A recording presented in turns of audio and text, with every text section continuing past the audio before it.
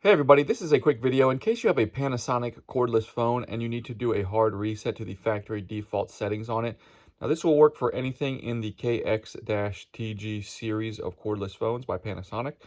So you might want to do this for basically two reasons. The first one is troubleshooting. If you're having any issues with the phone not working right or not connecting and stuff like that, a hard reset can fix a lot of those issues. The second reason is if you're trying to set this up as a new phone and you just want to get everything cleared out of it and have it like it just came out of the box, we can do this pretty simply. Now this is going to reset the base and the handset. So for this to work, your handset needs to be paired to the base. It's going to do it to whatever base it's paired to. And basically what you're going to do is you're going to, with the base plugged in and the batteries in the handset, you're going to go ahead and take the handset off the hook and hit the off button to make sure that it is in standby mode. And then once it's in standby mode, you're going to find the 1, 5, 9, and star keys, and you're going to press and hold those four keys simultaneously until you hear a little tone, which will indicate that the reset has happened.